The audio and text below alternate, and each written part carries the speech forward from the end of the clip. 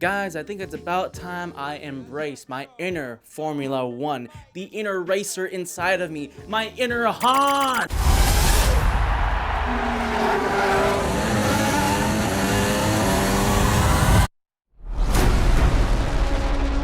I'm him! I'm him! You may not know this, but that's literally me. The moment I saw that poster with Brad Pitt just posing like he was, I knew it was gonna be good, especially since this film is a collaboration with Apple and Warner Bros. And of course the trailer was just sexy as hell. I mean, almost every single production by Apple TV Plus has been just rock fucking solid. At least production wise, they look amazing. I don't know, maybe it's just me, but I love the look the Apple TV productions have. For a movie like F1, there definitely needs to be some style to make it stand out from the crowd of racing movies. Not that there's much competition, but the market has definitely been oversaturated because of the Fast and Furious franchise.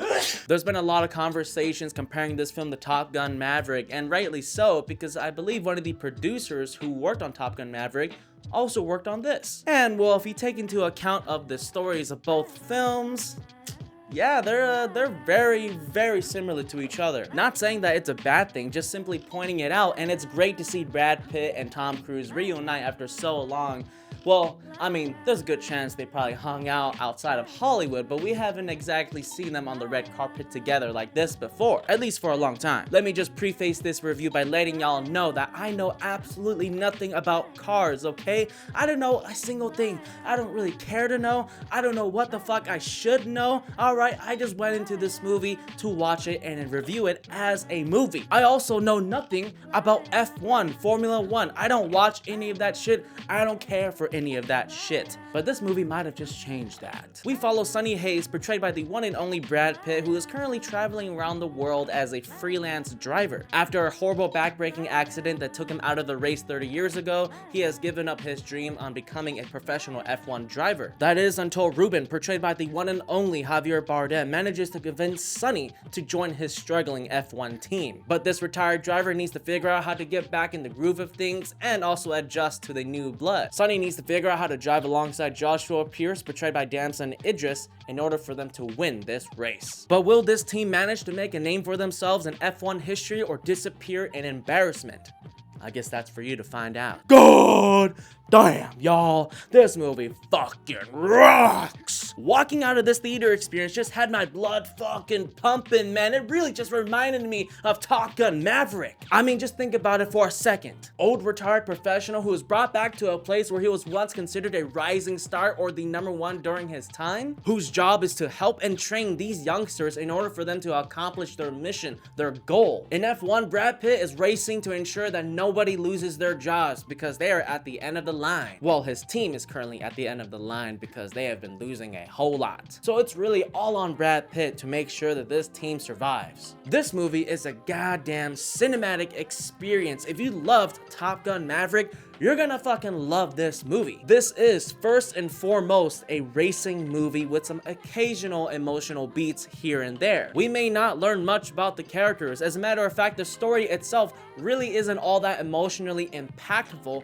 but it makes up for it with some awesome fucking racing, from the cinematography to the editing to the sound. Oh my goodness!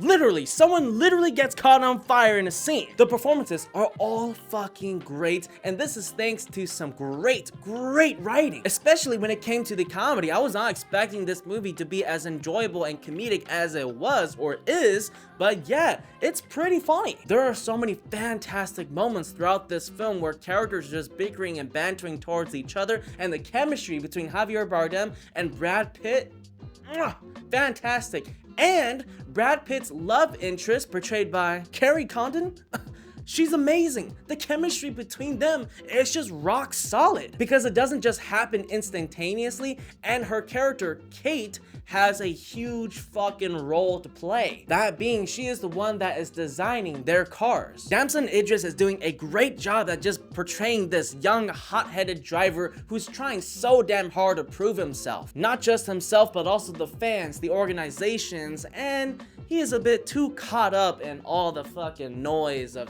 social media, the internet, the fandoms, the love, you know? His character has a lot to figure out and learn from Sonny Hayes, who doesn't always have the best communication all the time. Each and every single one of the races throughout this movie is exciting. I was never bored when I was watching these guys go against these other teams racing on these gigantic tracks. Maybe the cinematographer and editor could cut back on the amount of pan shots they had from showing the track and then panning all the way to the actor's face. Maybe some of those could have been cut back a bit, but for the most part, I loved every second. When Brad Pitt is trying to pull off a plan, call the shots, and make things happen, it gets all the more exciting. And when they're trying to change the tires on their cars, oh my god, it just keeps amping up. The excitement just keeps going. Because Brad Pitt's character is kind of a wild card, so you can never really figure out what he's planning or gonna do next. In each of these races, he's always just spicing things up and playing dirty. The man does not give a fuck. Now, I have been sucking this movie's dick for a little while now, so let's get on to the negatives. There is a lack of character development between our two leads, Brad Pitt and Damson Idris. While we may be given a bit of backstory for each of these characters, there just wasn't that much time given to further develop these things in order for audiences such as myself to really care. Also, the character motivations just weren't all that fleshed out. Don't be mistaken though, just because this film didn't really take much time to develop the characters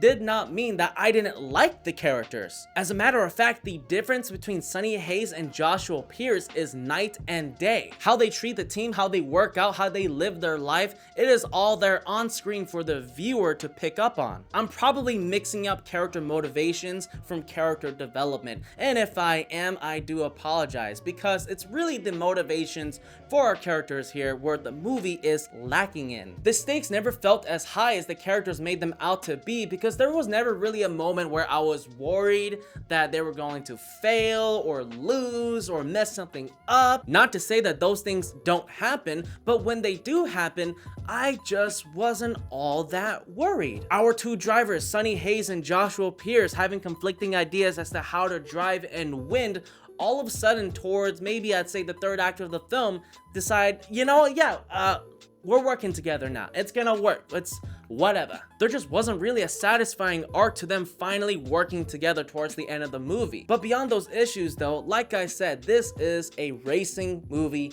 first. And god damn it, does it deliver on every single fucking level of racing action. It doesn't exactly reach the heights that Top Gun Maverick does, but that's also because this is a movie about cars on the ground, and that's a whole other movie about people actually literally potentially dying in the air. So technically F1 has all the more reason to be a bit more of an emotionally impactful film, but we'll let that slide. Because this is a badass racing movie with Hans Zimmer behind the scenes composing the music. And boy oh boy was the music just fucking glorious here. After the past 2 to 3 weeks of disappointing movies, F1 shows up to save the day, to save the month. That's right y'all, this movie fucking rocks. And you know what, I think it's about time that I start working this off even harder, because how the hell is it that Brad Pitt is 61 years old and yet he looks like that?